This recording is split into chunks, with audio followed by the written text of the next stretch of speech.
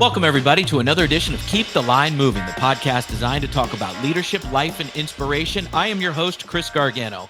This guest this week will take us behind the scenes of the player evaluation process of the National Football League. He's the assistant general manager of the Indianapolis Colts, and his name is Ed Dodds.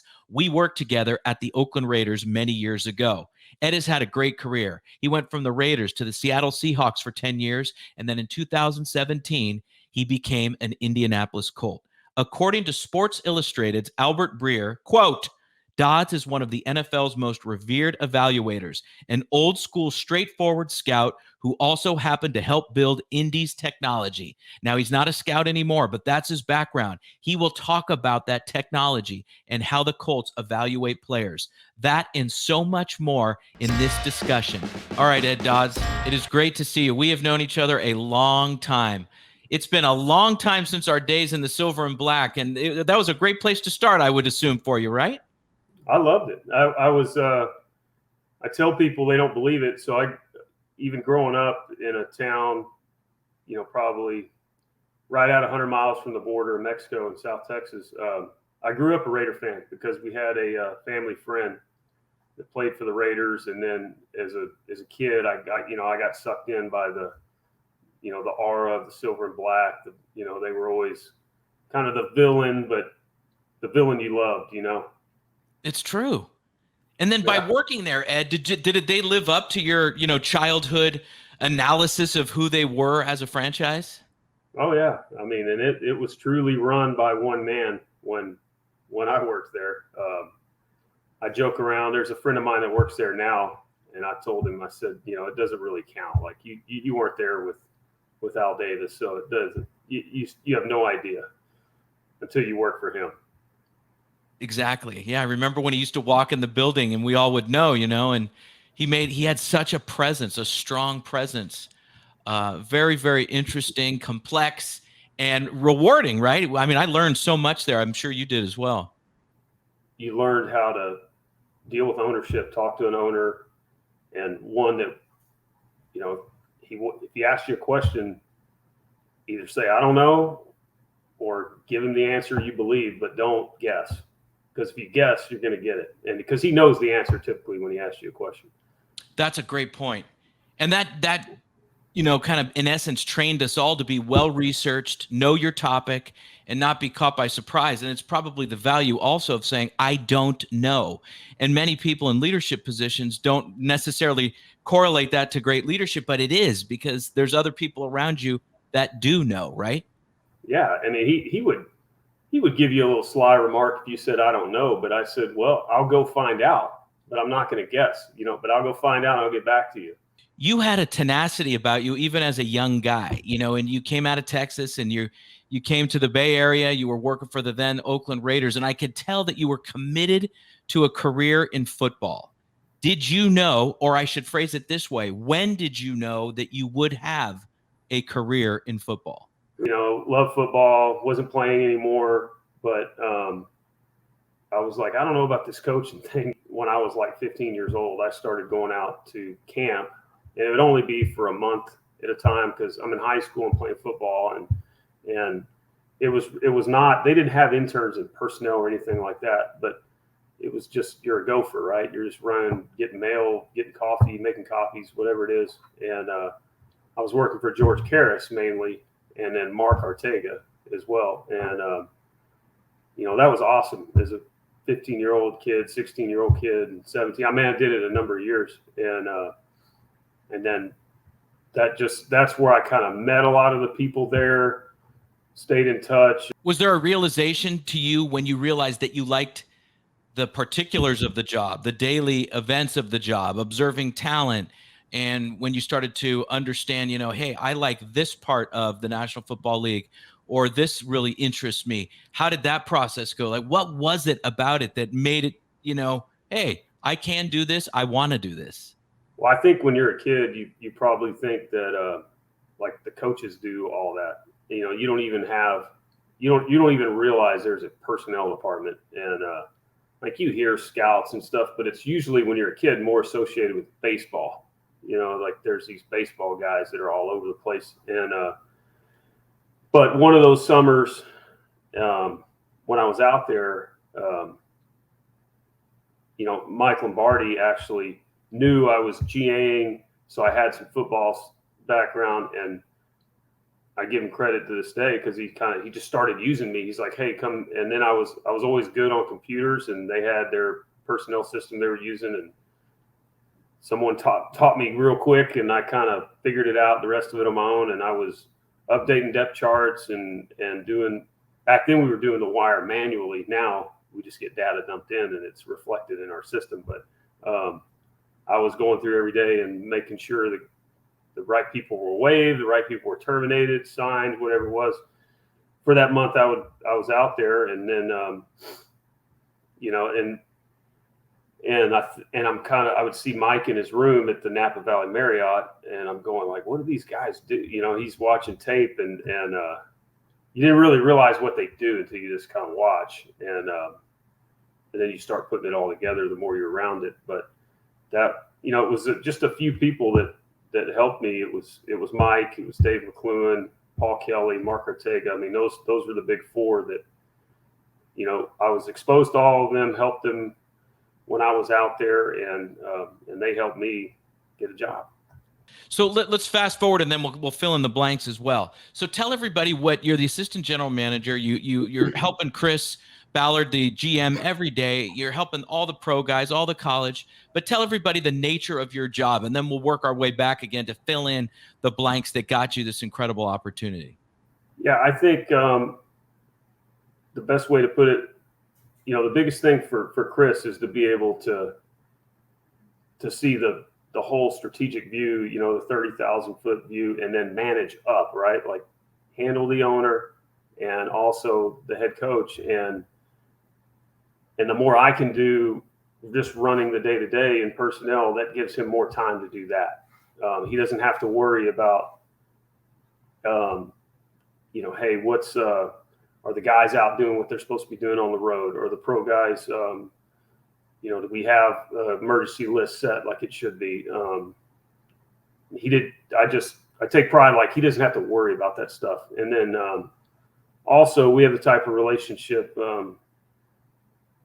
that, I mean, he's not like a yeller or screamer at people or anything like that. But I think he's still the boss, so people are afraid to say something to him. Like I'm the one that can kind of go in there and go, "Hey, you sure you want to do this? Like let's hang on here." And then we just fit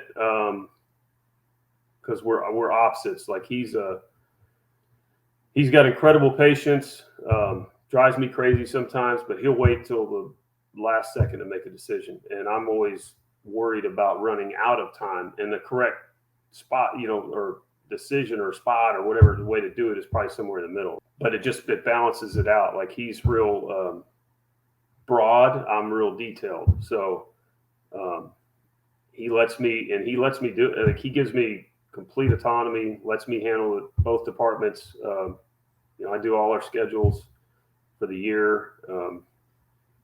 It works great. But I think the biggest thing is running the day-to-day and giving him the time to deal with ownership and the head coach. So you and Chris have complementary styles. So when you come together, you're making great decisions because of that, right? The patience and versus the detail, and somewhere in between works. So when you say, so you've got scouts all over the country, you're setting up pro days, you're setting up interviews, you're setting up players that come on premise, right, to talk to you. How complex is that, and how do you navigate that? Because as you said, that's your primary responsibility, whereas Chris is responsible for ownership updates, the president, and things of that nature. Literally the week after the draft, I sit down, and the minute I get that memo, important dates, and then also it's so cyclical, right? Like we could pretty much say on October 12th in 3 years what I'm going to be doing, and so I know when all the major muscle movements are, because I just want to get it out of the way, and it's much easier when you get it done ahead of time. But I put a schedule together when all these major events are going to be. Then I'll layer in all the league's important dates, and a lot of those have, start of the league year, when you have to tag someone a certain, there's a franchise tag or 5th-year options, all that type of stuff. And then, just making sure I got the cut down day correct. And then after that, I started putting our stuff in there. And it took me about 3 years when I got here, but I basically wrote we have our college manual and our pro manual that we give to our scouts. And then I have this other book or whatever you want to call it. I don't print anything out, but I basically have a document that says what each one of those things on the calendar is and why we do it, how we do it. It explains it all. And there's a couple guys that I lean on a lot, like our director of player personnel, Kevin Rogers, Matt Turpening, our college director, and then Mitch Chester, our college coordinator, and John Shaw, our pro director. And I, now they know, but if they don't, I'm like, hey, if you need to reference something, go read this. I'll tell you how to do it, but then go read this too. Your content department does a great show called With the Next Pick, right? Mm-hmm. And I was watching that in preparation, and obviously knowing you helps as well. And in being in the NFL for many years like myself, I understand what you're saying. As you look at this, to what advantage do the Indianapolis Colts have by your preparation? Now, not you singularly, but you're driving this, but your entire football personnel department, including Chris. In your estimation, what advantage do you have by being very buttoned up and prepared for each section of the NFL season and year? I just think we're extremely thorough in our evaluation process. I mean, there's a level of accounting that goes into every player. Even if we don't quote like somebody, we're going to know everything about them. We're not going to, because I mean, there's probably been times with the Colts, with other teams I've been with, when maybe we didn't study someone as thoroughly as we should, and then they're there, and you're like, whoa, should we trade up and go get this guy or not? But that's and this system of scouting was kind of, it was started by Ron Wolf, and then it went from the Raiders, and then it goes to Green Bay, and then John Schneider brings it to Seattle. That's where I was really immersed in it. And then and Chris was in it in Kansas City with John Dorsey. And, I'm in Green Bay still, I'm sure, doing it, Goody and those guys. But I think all of us have probably evolved it in our own way a little bit and tweaked it. But I've been in other systems as well. This one's just, to me, it's the most thorough. And then I love our we got some guys, Sean Welch, Parker Fair, and Danny Dow, and then Matt Boothby is kind of the overarching IT guy. But we've built a system in house that, everything we do in that system, I want it to support decision making, right? Like I'm not smart enough to have all these papers laying around with all this information, and I don't want to go look it up. I want everything in front of me on the screen that's important, like a quick snapshot. I don't want too much, because then you get paralyzed. But they've done a great job of building this thing. I mean, it'll never stop, right? It'll keep iterating and growing and adding to it. And I just think being organized and being thorough, you're still gonna make mistakes, but you're gonna minimize them. So you alluded to your time with Seattle, right, where they implemented a similar way in which to evaluate players and stay organized throughout the year, right, to maximize the pre-combine and pro days and things of that nature. So Snyder and Pete Carroll, the head coach, tell me about that atmosphere, what you learned from those guys, and just your entire time as a Seahawk. Yeah, both of those guys, I think, you just never rest on your laurels. You keep trying to get better, even if you're at the top, which we were 1 year. And then the next year, we were the loser of the Super Bowl, but we came into each season acting like we didn't have all the answers, and we were going to keep trying to get better. And And then just the way because you always get asked when you do a GM interview or something like, hey, who has final say? Well, Pete had it, but I never saw him. He trusted John. Like if John said we need to pick this player, that's how it went. But John also wasn't going to pick a player that the coaches weren't excited about. I mean, so it really doesn't matter who has final say. You just have to have that harmonious relationship, which they have and they've had for years. And they trust each other.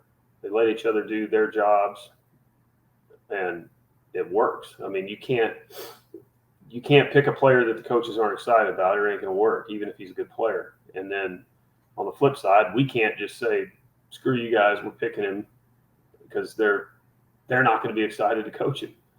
It ain't going to work. When you have a scout and everybody's in the room and you're having conversations, you're also watching the people that work for the Colts and how they're reacting to their own evaluation of said player, right? So you know a person and how they are excited about a guy, right? And if they're, kind of tempering their excitement and they were more excited in February than they are in March, how much do you pay attention to their body language and the word choices they're using to evaluate these athletes? Because you have to make these decisions yourself, Chris, and everybody. So tell me about that element to your staff. No, that's a good point, because, and that takes, like when I left Seattle, we had all been together for a long time. And regardless of whatever grade the scout had, you knew how much they liked the player by how they spoke about him or did not like the player, what were not excited about him. And same thing. Now we've been together 6 years. We haven't had a lot of turnover. And I know, okay, this guy's a little bit harder of a grader, or this guy's a high grader, and those guys even know that, like I can say to one of them, like, hey, you sure he's really 65? And he's like, no, he's probably more 6'0". I'm like, all right, got it. That's what I was thinking. And then you can tell too, like what you're alluding to, a guy's talking and he's got a big grade on him, but he's kind of down, and you're like, what's the deal?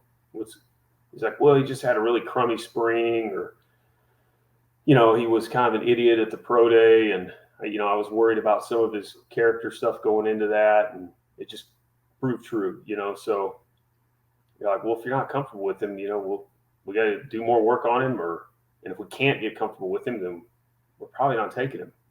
Ed, one of the most fascinating parts of player evaluation, in my opinion, are the interviews that are done at the combine, right? So you're able to talk to these guys at different times throughout the year, but the 20 minutes or so, I think, at the combine is crucial, because that's go time, right?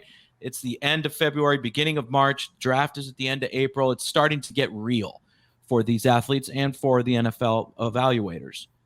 What is your approach, yourself, Chris, and the rest of the group's approach within those interviews?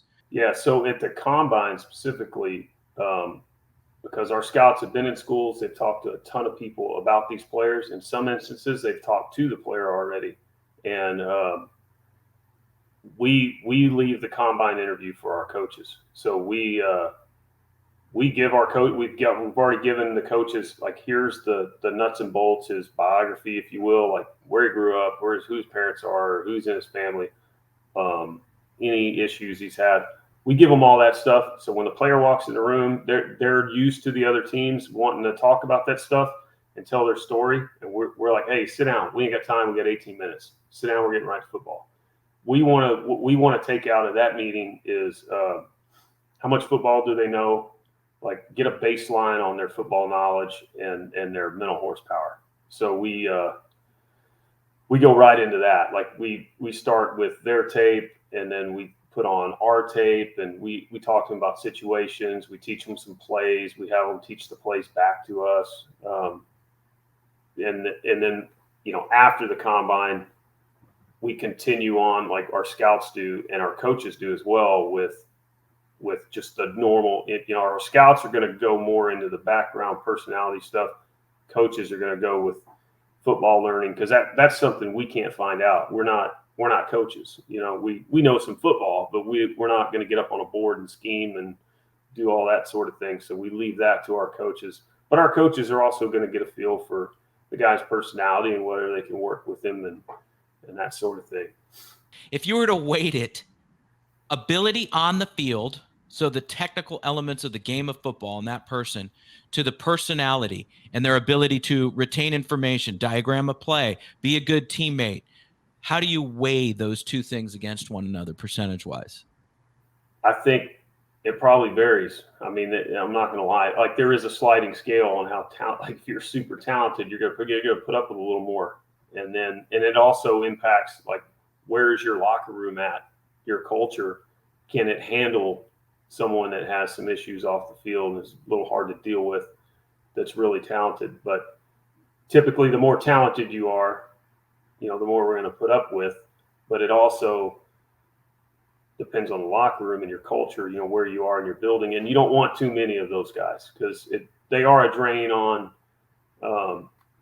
you've seen it too many times. I mean, the coach or scout, somebody will get excited about them and you're like, the player development guys being run ragged, our ops people are being run ragged. Like, the guy's always late, always asking where he needs to be, when he needs to be there, or he's not there. Somebody's always got to hold his hand, or he gives you a black eye in the media.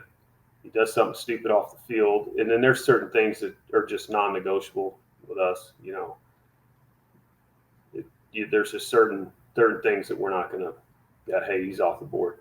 All right, let's close with some all-star moments. You got to answer these quick, okay? Don't think. All right, Ed? Here we go. All-star moments. Question number 1. Here we go. How do you deal with adversity?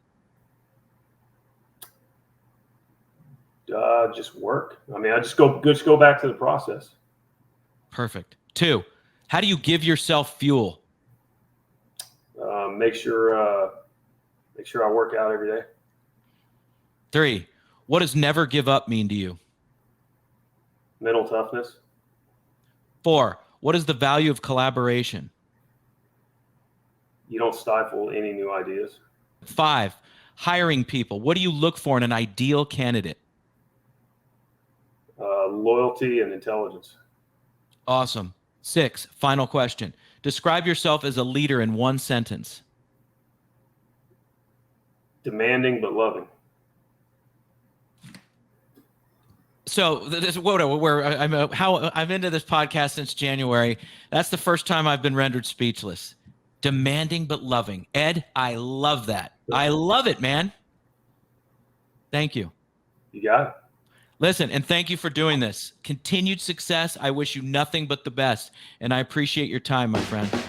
Appreciate you.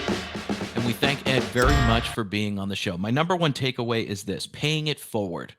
All the life lessons and obviously professional lessons that Ed learned while an Oakland Raider, then 10 years at the Seattle Seahawks, and now his time at the Indianapolis Colts. He's put that into a process to help the Colts personnel department and general manager, obviously Chris Ballard, do the best they can each and every year in picking the roster for the upcoming season. You can hear all the wisdom and knowledge from Ed that he's willing to share with everybody, people coming into the business, people he's worked with for several years, or anyone that may need help. I appreciated Ed's stories and clarity of information so much during this conversation. Hope you did as well. For our podcast producer, Paul Salazar, I am Chris Gargano. We will see you next week, everybody, with another great guest on Keep the Line Moving. We thank you for listening to Keep the Line Moving. We would love it if you subscribed or left a review. For more podcast episodes, check out our YouTube page. If you'd like to work with the Gargano Leadership Group, check out our website. This has been a GLG production, copyright 2023. For our podcast producer, Paul Salazar, and our marketing coordinator, Savin Narwal.